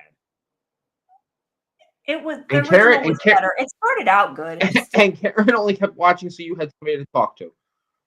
No, but I did the press for it. I enjoyed the American version. It did kind of go downhill, and it wasn't as good as the original with that, but I still liked it. But the original, listen, the original was so, what made the original so much good? Better. Yes, I agree. You know what? But you know what made the original so good was that when they basically changed the cast the last season and a half, and like nobody from the original was there anymore, and I was so pissed off that they were doing that. That wasn't good. And they nailed it. I absolutely loved the new people immediately, and the way they did it was so good, and it stuck the landing so well. I was shocked that I loved it as much as I did. Yeah, I do remember him because I remember the werewolf guy. I must have seen the new ones. It's just been so long. But yeah, point back to what we were saying though. There are a lot of Doctor Who spin-offs, And also, I was going to say, I assume you know this, but the Unit spinoff is coming soon. Oh So yeah, I forgot about that. that's going to be awesome. I like what's her face, the one from Unit. Yeah, I know who you're talking about. I can't think of I it. don't know what's with me today. I can't even No, remember I hear you. Doctor Who's characters' names. How bad is that? Like my memory is just worse and worse every time. I swear. Yeah, Art. That's what I was just saying though about being human. I thought it was gonna. It started to lose me, and then I thought they did a. I don't know. I thought they did a great job sticking the landing. Yeah. But yeah, Kate. Kate. Yeah, I was gonna say her name's Kate. I just remembered that right as you said it. It is with, and now that you say that, why the hell does it say David Tennant? David. Okay, you know how the AI summarizes things? It's not correct here because it says it says David Tennant's one of the leads. No, that's not correct unless I missed something. Russell Tovey is the lead, which is what I was going to say. I was going to say he's from Being Human, the original. He's going to be in Unit. I don't know if he plays the Alonzo or not. I don't think he does, but it would be funny if he did, wouldn't it? Allons-y, Alonzo. That was from a Christmas special. And then Papa Sock said, stopped watching after the first couple of episodes with the woman. A lot of people don't like her seasons. And look, it's not her fault. A lot of it is the changes in the I like Jodie Whittaker's season. I like Jodie Whittaker. Some of the episodes weren't as good, but I think it was more the way Chibnall changed it that was so polarizing with people because he kind of like retconned the whole show for so long. I like that Russell T Davies kind of made it in a way that he could change it back, but it hasn't ignored what Chibnall did. I don't know. See, I'm the kind of person, I feel like if you're the showrunner of a show, you have a right to do what you want. And if he wanted to change the history, he has a right to. I don't know that I loved what Chibnall did, and I don't know that I agreed with a lot of what he did, but I did enjoy it overall. It wasn't my favorite of all the Doctors or the favorites of my episodes, but I did like the Weeping Angels mini, whatever you want to call it, mini season. I enjoyed that, especially that one Weeping Angels. And that's actually funny because I got so tired of the Weeping Angels. It felt like every time I mean, maybe it was because I binge watched 13 seasons, but every time I turned around, I don't know. I felt like the Weeping Angels were overused. They were overused, but sometimes. But like that miniseries, I guess I was surprised they put it in because that's miniseries. I remember thinking for most of it, it seems like they just threw everything at it. But the Weeping Angels episode of the newer series with Jodie Whittaker, that episode was awesome. That was one of my favorite episodes. And it was Jodie Whittaker, which was not my favorite Doctor, but I loved that episode. So yeah, I don't know. Let's see. Whoa, why does that keep popping up? Papa Sox Advocate, David Tennant was the second Doctor Who. Yes, he was the 10th Doctor. What you're talking about, the second from the New Who. Who also, as I was trying to tell somebody who hasn't watched it for a while, if you watched the newer series a while ago and quit watching it after David Tennant, he is in the specials. He comes back as, we're calling him the other one, the 15th Doctor. I mean, technically he's the 16th Doctor, Shooty, because David Tennant comes back. I always forget that. We're actually calling him the wrong thing because you have Peter Capaldi was the 12th Doctor, Jodie Whittaker was the 13th Doctor, and then technically the 14th Doctor was David Tennant. See, that's why I keep getting screwed up. No, because that's right. Because yes, I just can't count. Shooty is the 15th Doctor, which is why I keep saying the wrong season. That's why you keep saying, okay, Shooty's the 15th Doctor. I think earlier I might have said 14th Doctor, but Shooty's the 15th Doctor. David Tennant comes back for a while with Donna for like 3 specials. What were they? The Giggle. Those were some of the best episodes. I love those. The Giggle's good. Yeah. I like that one where they melt too. That one's not the Giggle. That's the other one. But, and yeah, Ark, the Daleks are kind of overused a bit too. I think the problem with Doctor Who villains is that like there's some of them that are classic. And it's like, I think when showrunners come in and actors come in, they really want to interact with the classic ones we know. And even the viewers want to see it. It's kind of like with From, when people want answers. You wanted all these answers, but you get too much, and sometimes it's like it makes it not as special when they bring them back. And there is a lot of the Daleks in the newer series. I think sometimes they do go a little bit too much. But I mean, the Daleks, the Cybermen, they're classic Who. You can't not have them interact at some point. I'll tell you what. Watching the classics, the Cybermen are kind of funny. The what? The Cybermen. The Cybermen are kind of funny. Oh, the Cybermen are hilarious. But you know what? In the end of Peter Capaldi's run, they kind of played homage to that when they made Bill into a Cyberman. Yeah. Because spoiler. Sorry, some of these things I'm thinking. Wait, maybe I shouldn't have said that. Well, if you guys watch it and you haven't watched it yet, by the time you get to that point, I'm sure you'll forget what I said. But anyway, listen, yeah. If anybody's worried about getting spoiled, by the time you get to it, you won't remember anything. I used to listen to Jamie and Karen do, because I wasn't watching. I used to listen to them do the podcast and talk about Doctor Who. I had no recollection of anything they ever talked about. You know what I will say? Let me ask you this: what has been, without going into detail, so we don't spoil people, because these are things you might remember. What has been your favorite reveal? My favorite reveal was with River and who she was. That was my favorite reveal. That is definitely. I don't have enough time to really think about it, but that is one of my favorites. And I kind of saw that coming. I kind of saw that coming before it happened. The way things were playing out. I know, but the way it played out. No, I did too. It was done really well. That conversation of like, there's no river. Yeah. That was just awesome. Yeah. But if the new season's different too, and it's really good. And I wish people would just like chill with, they don't like this doctor, they don't like that. Okay, like the doctor was a woman. So look, I'll be honest, I prefer. You were not happy. I know, you were not happy. I was not happy at the beginning, but I liked her. Let me be honest. So I was not so much not happy that it was a woman as much as I was not happy it was not Peter Capaldi anymore. Because he was my doctor, and I was pissed when he left. That's one thing I do remember when. No, I was upset with a woman. Yeah, when Jodie Whittaker was first announced, you were like, "But Doctor Who's supposed to be a man." And no, and Karen was like, "But you're a woman." I know. And you're like, I don't care. I know. I was going to say, most people who don't like her because she's a woman are male. And clearly, I'm a straight woman, and I still didn't want a female doctor. But it's because that's not what you're used to. But I was just going to say, that being said, now that I've seen the episodes, I accept it, and I don't know why I got so upset over it, I guess. And it's like people are doing the same thing with Shooty because, he's like with the man in it and everything, and it doesn't matter, and it shouldn't matter. I mean, the doctor is genderless. The doctor, that's like kind of the point, right? And people, I don't know. I got upset. I admit, I didn't like it at first, but I'm okay with it now.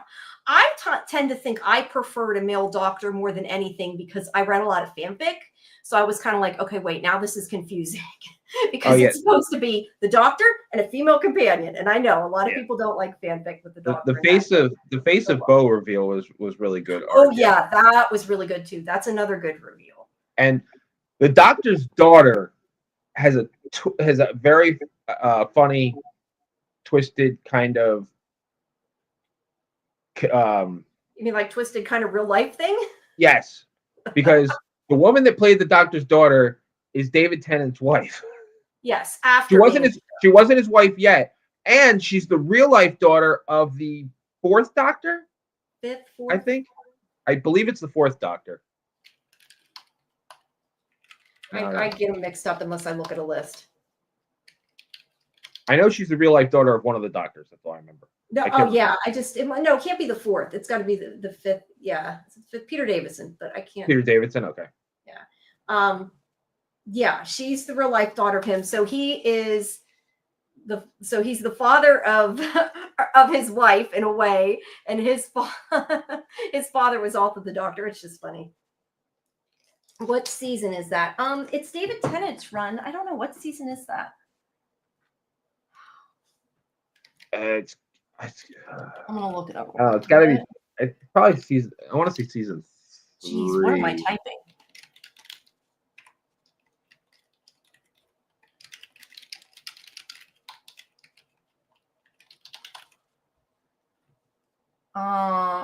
Sixth episode of the fourth series. Oh, So okay. it's the fourth season of the new series.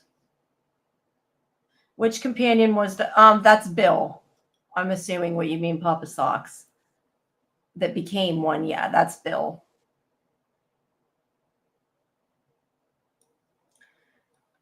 I don't know. I just was very, I guess, devastated by the way that they ended Clara's story. I know a lot of people didn't like Clara, but Clara was my favorite companion. Who? Clara. Clara? Yeah. Yeah, she was You my favorite. You threw me saying Clara because I'm like, who the hell's Clara? Clara. I say Clara. I liked her a lot. Yeah, I did too. Impossible Girl. But yeah, the Impossible Girl. Oh, yeah, maybe he meant Papa Socks. You could have meant that too. Oh, you said Dalek. I thought you said Cybermen. Yeah. Yeah, Well, you no, mean Clara. Clara. Yeah, Clara was, Was inside. He mean, whoops. The first time we meet her, she was in the Dalek. Yeah, she was inside the Dalek. And I was thinking too of like the Magician's Apprentice and everything. That was also Clara. Yeah. But yeah, there's been a lot. I think it's really interesting that they were able to build the regeneration into a show and have it keep working. And that's why the show's lasted so long, because you can have, different actors. Yeah, no, that was Clara. Clever girl. Or she said, you're a clever boy. She's the one that started calling clever boy. That's what she said. Run, you clever boy. Run, you clever boy. Yeah, she was the one that was the Impossible And remember. Dalek, and also was inside one too. Yeah, and remember, run, you clever boy, and remember. But I'm trying to think, was there any? I was trying to think of what other reveals. I was just thinking, like, I know one that was really good. What's his name? That Dalek, the blind. Oh, I hate my memory. The blind Dalek.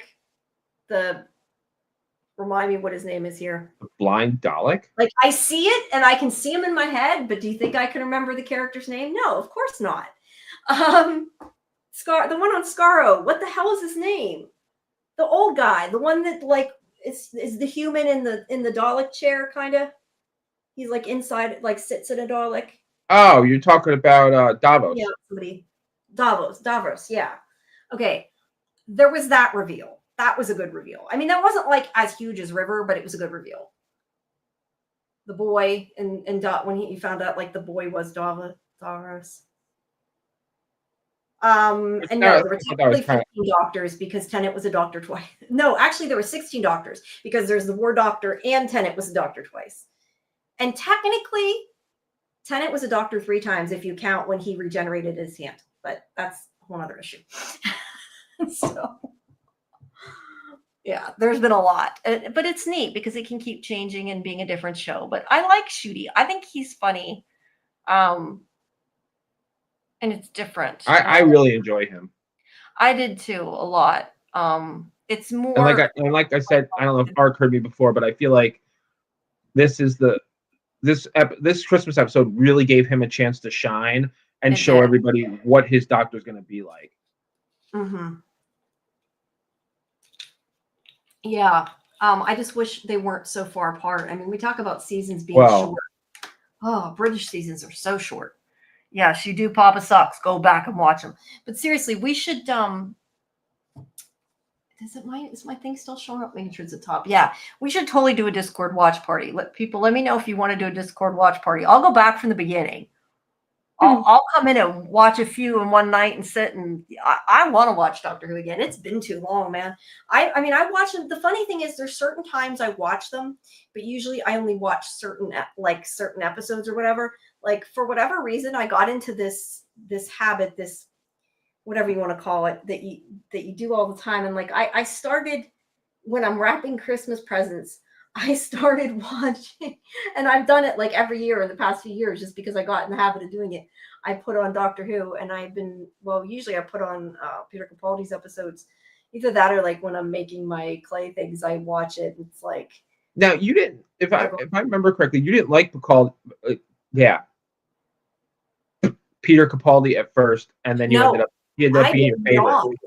That is why I love what they did with Clara and the Doctor and the whole, like, their first episode where she's getting used to him and she's like, he's old. This isn't a new Doctor. And no, I totally felt like her at the beginning. I did not like him. And it's so funny because he ended up being my favorite Doctor. But yeah, I remember when I talked about it with Karen, I was complaining I didn't like him. And then the more I watched it, the more I started liking it. Whoops, what episode? I'm just trying. Oh, I hate that I keep this stupid. I try to look at something in an movie database, and you know, like when ads pop up and it moves and you click on something that wasn't what you clicked on, that makes me mad. I was trying to see the name of the episode I was thinking of. No, it's not that. They have the Deep Breath. That's what I was trying to think of. Deep Breath. When Clara isn't down with him going from Matt Smith to Peter Capaldi, but no, I ended up liking him the best. He's an awesome actor. Excuse me. Ark says Shooty has brought back the absolute fun and joy of Doctor Who. Definitely. Yeah. And Papa Sock says he was so good, goofy around her. That was the arachnid wedding thing. He's talking about Donna and David Tennant then, I'm guessing. Season 10. Although there was another arachnid when the girl from Sarah Jane was in again. Do you remember that? What was that? That was like in the recent ones. I think that was in one of the Jodie Whittaker episodes, though. And I know that's not what he's talking about, but the arachnid thing came. There was another arachnid later. But yes, that was with Donna. And the whole Dr. Donna. Donna was never my favorite, but I did like her a lot in the new specials. Not that I didn't like her before. She just, out of all the companions, wasn't necessarily my favorite, but I liked the that was talking about the companions. I think Ryan and his. At least I'm not the only one who can't think. This is why what was Ryan's and Yaz and what was his name? Now that you said that, now I'm trying to remember. Was that his? That was the actor's name, wasn't it? That was his stepdad or his grandfather? It was his grandfather. Grandfather, that's right. And it wasn't. I mean, Ryan was probably my least favorite, but my problem with Yaz and Graham, it was too many at once. And it's actually funny because watching the classics, there was more. There's always at least 2 or 3 companions at any given time. It was really weird because the first season of Doctor Who in the classics, there's 3 companions right off the jump. Yeah.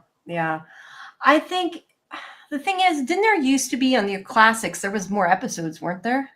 Oh, Jesus, God, yes. There's like 45 episodes a season, but they were also in like 25-minute episodes. Right, but there was still a lot more time for you to get to know the companions and for each of the companions to shine.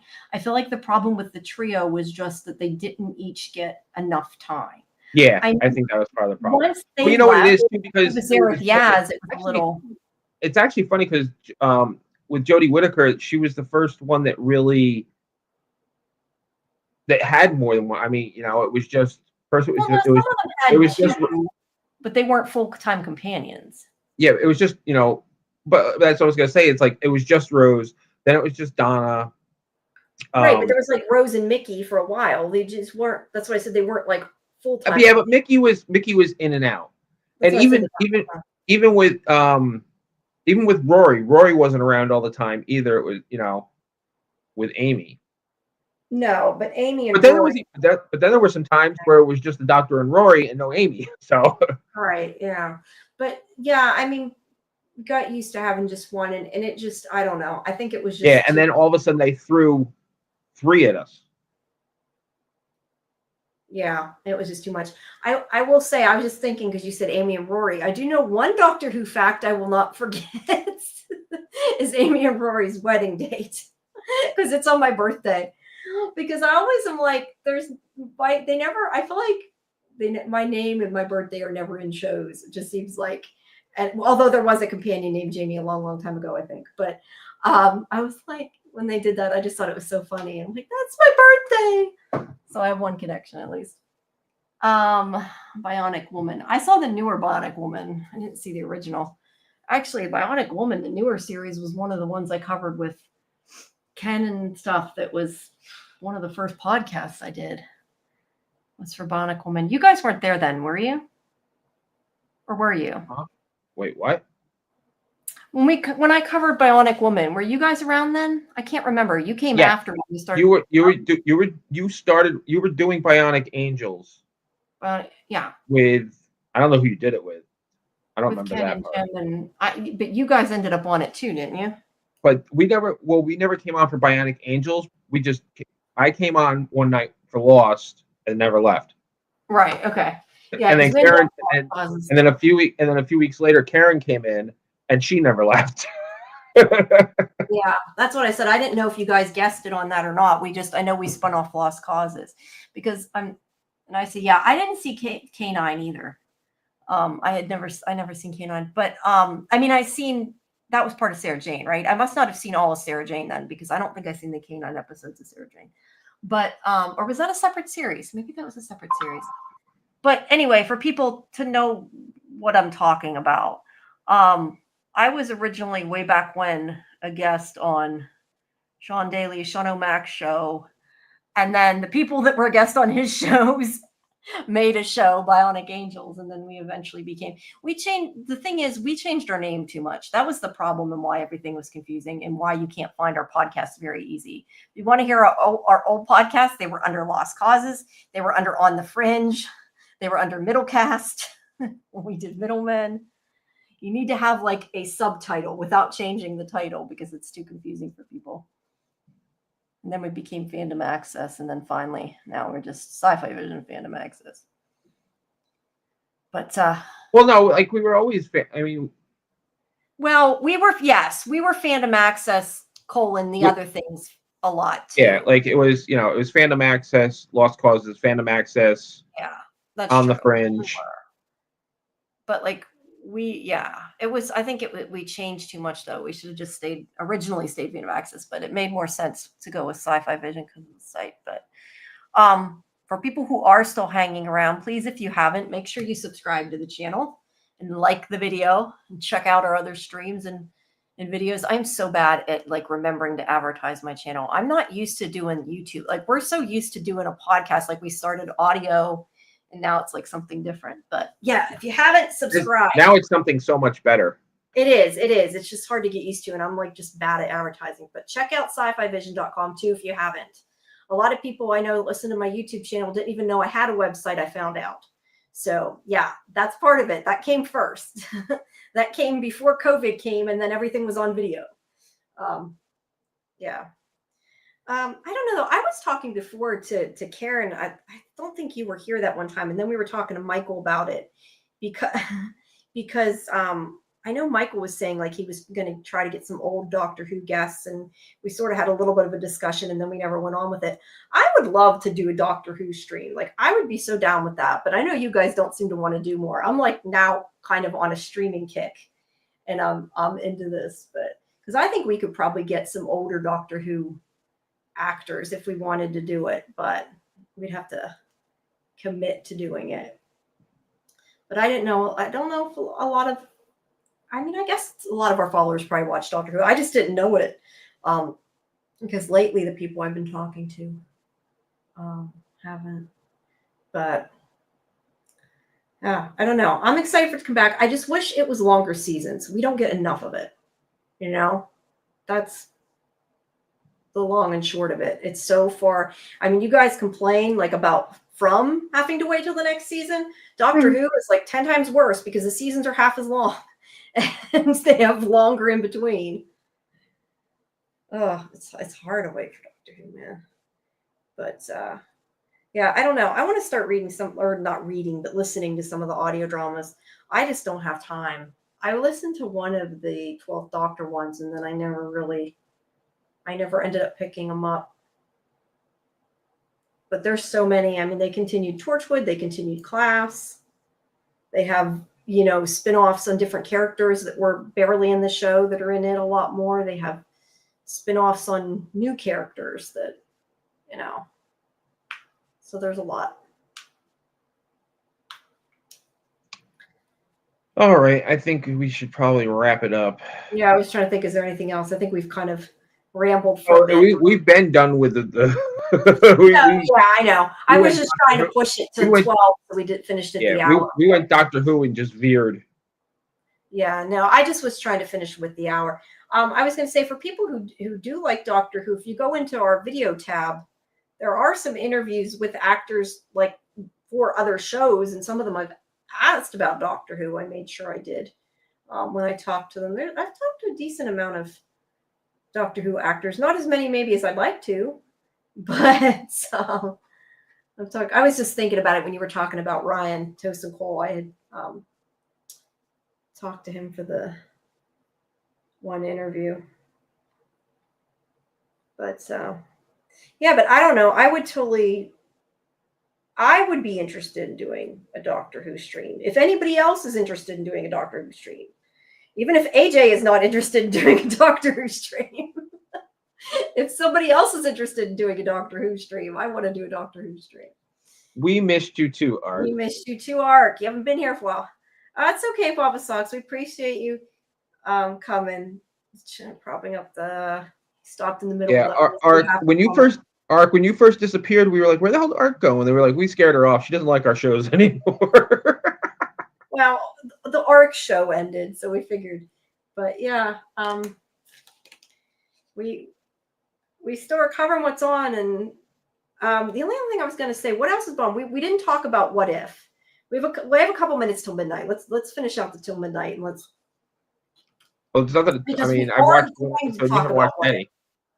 No, I know. Well, you watched one. I was just going to say we are going to talk about What If. We just in like 2 weeks when Karen gets back. Yeah, when Karen gets back, we're going to talk about jet setting again. Yeah, she's jet setting again. We'll talk about What If.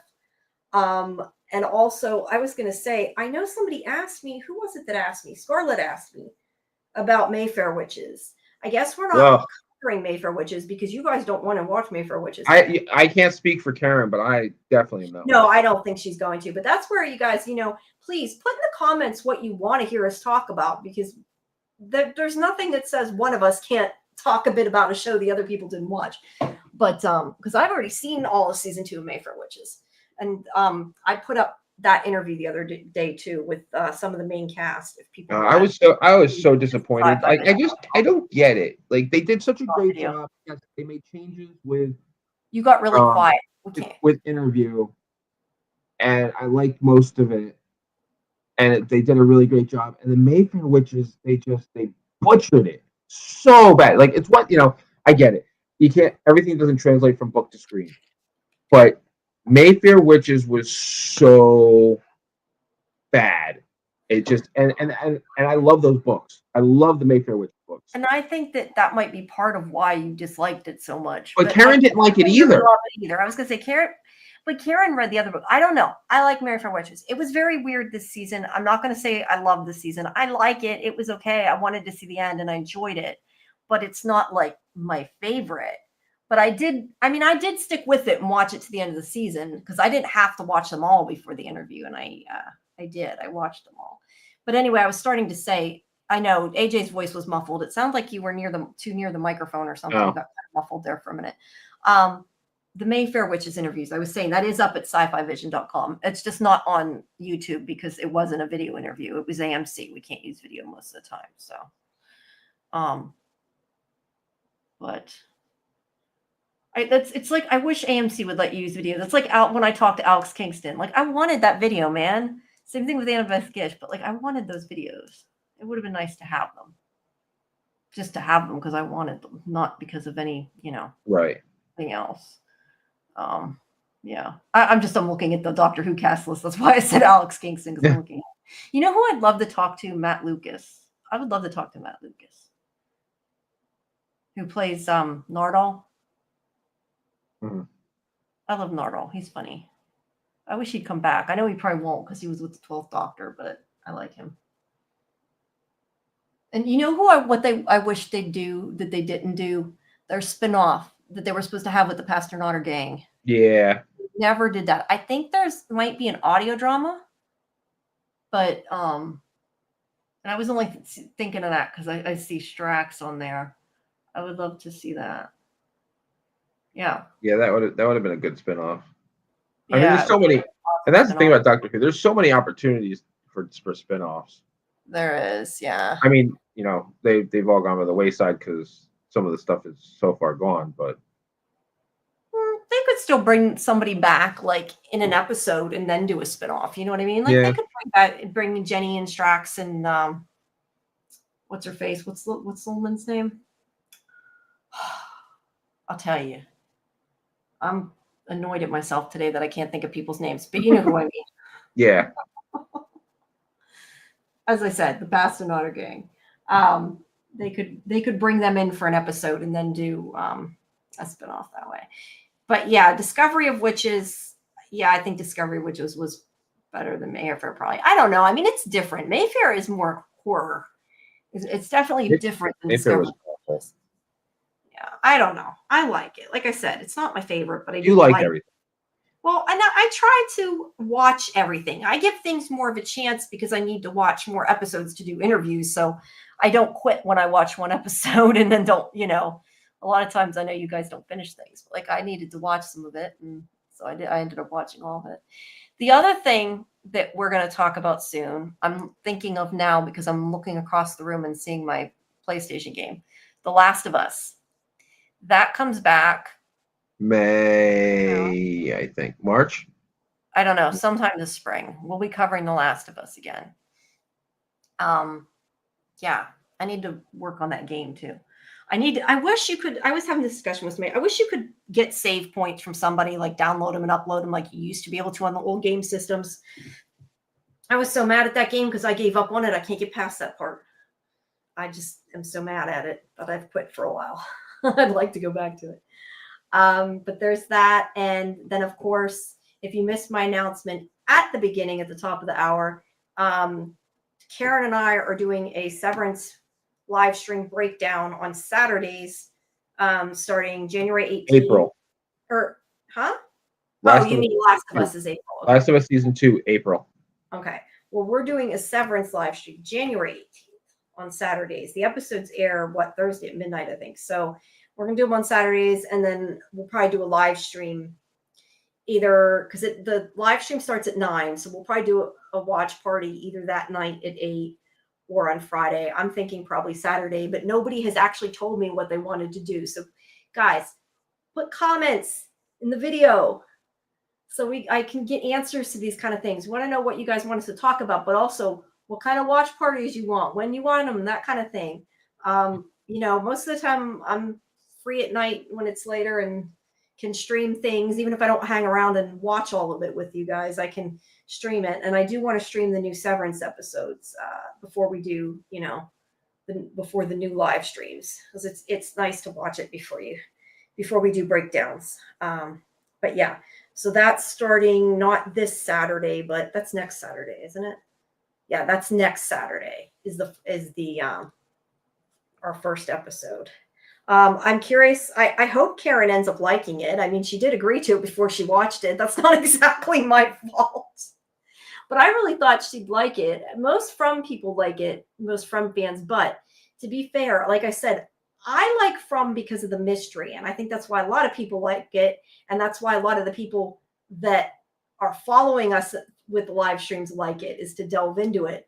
So if you don't like that part of it, then yeah, I don't know that you'd like Severance as much because it's not like horror or whatever, but I love Severance. I think it's awesome. It's weird. It is majorly weird. All right. Well, we have hit midnight. AJ's muted, so he quit talking. He's like, why are you going on, Jamie? Thanks, Papa Socks. Thank you, everybody who stuck around. I know apparently Jeremy had a party or something tonight, so I know we didn't get a whole bunch of traffic Tuesdays or everybody streams sometimes. It's hard to know when to stream, but thanks for coming. We'll see you guys, of course, Saturday when we normally do for the From watch party, followed by the live stream on Sundays. For next week, we'll be doing episode be 10 o'clock p.m. Eastern Saturday, episode 6 of From on our rewatch of season 1 in Discord, and then the live stream is, of course. Oh, our live stream again next Sunday is at 11 p.m. again, rather than 10:30. Make sure you take note of that because Roger's show's running late, so we'll be at 11. Bye, Good night, Art. Fox. Good night, Ark. Okay. Good night, everybody. See you around the internet. Good night, guys. See you here next week. Yep. We'll be back again Tuesday too. Good night. Sorry. Good night.